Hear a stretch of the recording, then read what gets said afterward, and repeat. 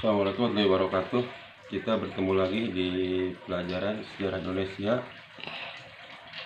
Kita akan mengulangi lagi sedikit ke materi yang minggu kemarin mengenai sejarah.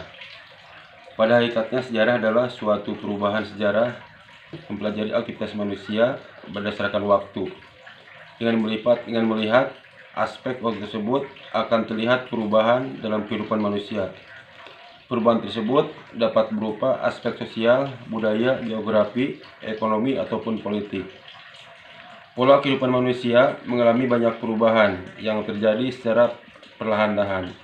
Secara kontinuitas dapat berlangsung dari waktu ke waktu. Perubahan tersebut berawal dari yang sederhana menjadi suatu yang kompleks dalam berbagai aspek kehidupan. Dalam kehidupan sehari-hari, kita sering mengenal kata sejarah. Kata sejarah sering dipahami oleh masyarakat secara umum sebagai suatu hal yang berkaitan dengan masa lampau.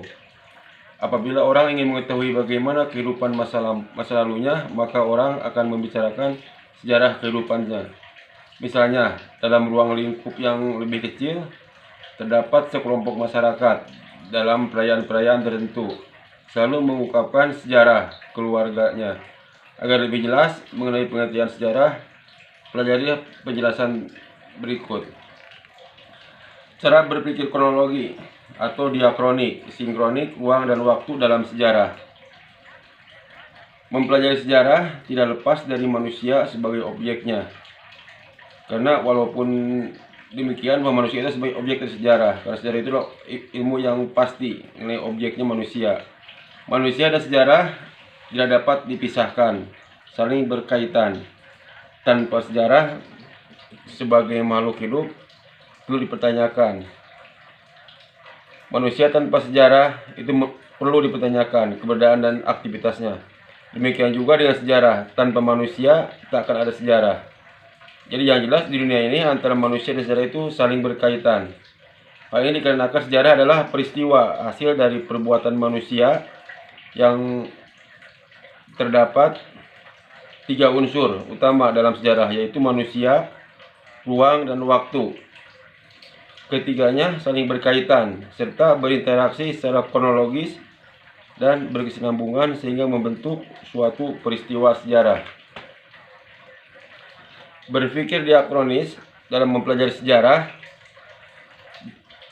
Diakronis berasal dari kata diachronis, terdiri atas 2 kata, yaitu dia dalam bahasa Latin artinya melalui atau melampaui, dan kata chronicus artinya waktu. Diachronis artinya memanjang dalam waktu tetapi terbatas dalam ruangan. Berpikir diachronis adalah berpikir kronologis secara berurutan dalam menganalisa sesuatu. Melalui pendekatan diachronis, sejarah mementingkan proses.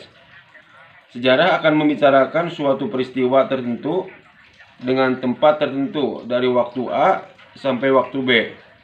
Dengan pendekatan diachronis, sejarah berupaya menganalisis evolusi atau perubahan sesuatu dari waktu ke waktu yang memungkinkan seseorang untuk menilai bahwa perubahan itu terjadi sepanjang masa. Ciri-ciri berpikir diachronis dalam sejarah adalah sebagai berikut. A. Konsep berpikir kronologis atau diachronis dalam mempelajari kehidupan sosial secara memanjang berdimensi waktu. B. Dalam konsep berpikir diachronis memandang masyarakat sebagai suatu yang terus bergerak dan memiliki hubungan kasualitas atau sebab akibat. Menguraikan proses transformasi yang terus berlangsung dari waktu ke waktu kehidupan masyarakat secara berkesinambungan. Menguraikan kehidupan masyarakat secara dinamis, digunakan dalam ilmu sejarah. Sebagai contoh, berpikir sejarah secara kronologis atau diachronis, yaitu ketika menjelaskan peristiwa detik-detik proklamasi kemerdekaan 17 Agustus tahun 45. Harus menjelaskan pula peristiwa-peristiwa yang melatar belakanginya, seperti peristiwa menyerahnya Jepang kepada sekutu, reaksi pemuda Indonesia terhadap berita kekalahan Jepang, peristiwa Rangkas Denglo penyusunan teks proklamasi dan pembacaan teks proklamasi kemerdekaan Indonesia. Oleh karena itu, sejarah mengenal adanya suatu proses kontinuitas atau berkelanjutan. Berpikir sinkronis dan mempelajari sejarah. Kata sinkronis berasal dari bahasa Yunani syn yang berarti dengan dan kronos yang berarti waktu. Masa pengertian berpikir sinkronis dalam sejarah adalah mempelajari atau mengkaji struktur karakter suatu peristiwa sejarah dalam kurun waktu tertentu atau dibatasi oleh waktu. Konsep berpikir sinkronis banyak diterapkan pada ilmu-ilmu sosial seperti ilmu ekonomi, politik, geografi, sosiologi, antropologi, dan arkeologi. Terutama jika ingin mengetahui secara lebih mendalam tentang sesuatu hal yang tengah menjadi fokus perhatian. Biasanya metode penelitian yang digunakan dalam ilmu sinkronis hanya bersifat kontemporer, hanya bisa dipakai pada tahun itu saja. Ciri-ciri berpikir sejarah secara sinkronis antara lain sebagai berikut. Dalam kerangka berpikir sinkronis, mengamati kehidupan sosialnya secara meluas berdimensi ruang.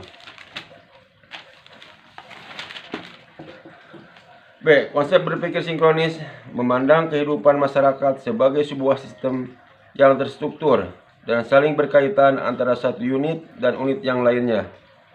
Dalam menguraikan kehidupan masyarakat secara deskriptif dengan menjelaskan bagian demi bagian, menjelaskan struktur dan fungsi dari masing-masing unit dalam kondisi statis.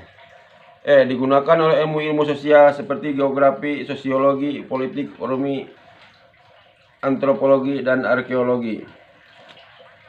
Ruang waktu dalam sejarah.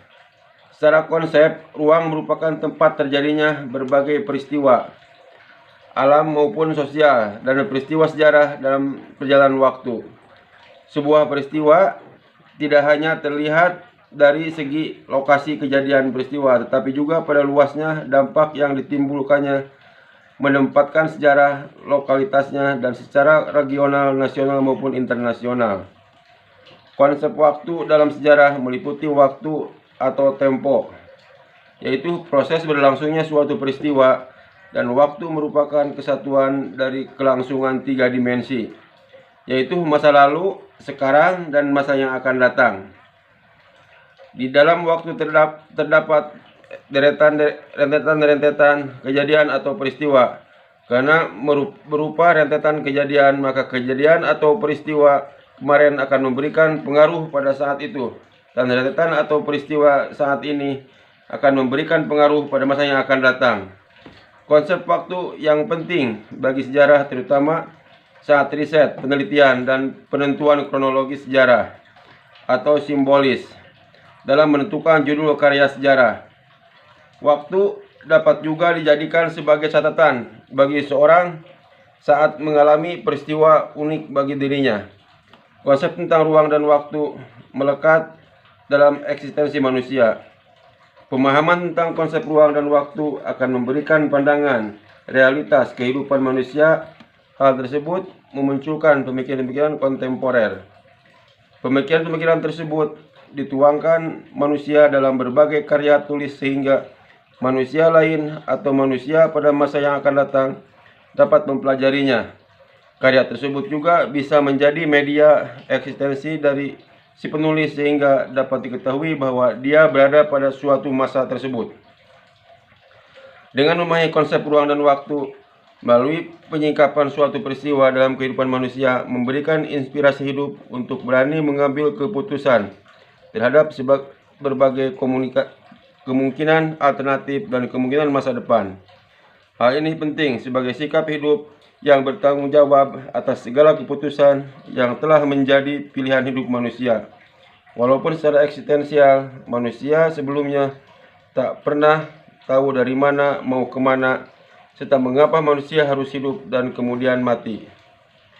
Pentingnya pembahasan tentang hakikat hidup dalam konsep ruang dan waktu memiliki dua pengaruh, yaitu eksternal dan internal.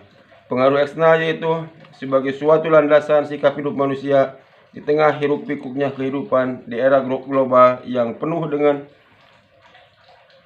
benturan berbagai nilai humanistik dalam berhadapan dengan komunitas yang serba plural. Kesadaran akan keberadaan manusia dalam komunitas yang plural ini akan menumbuhkan sikap toleransi yang tinggi, sehingga diharapkan dapat mengurangi berbagai konflik dalam hidup bersama sebagai anggota masyarakat dalam suatu negara maupun dalam konteks yang universal, yaitu sebagai bagian dari umat manusia seluruh dunia. Adapun pengaruh instrik adalah kearifan seorang dalam memandang dan menghadapi setiap kejadian, peristiwa, dan masalah dalam hidupnya. Ya, demikianlah anak-anak untuk pertemuan episode ini dalam sejarah. Selamat bertemu lagi di pekan yang akan datang, masih dalam pelajaran sejarah. Wassalamualaikum warahmatullahi wabarakatuh.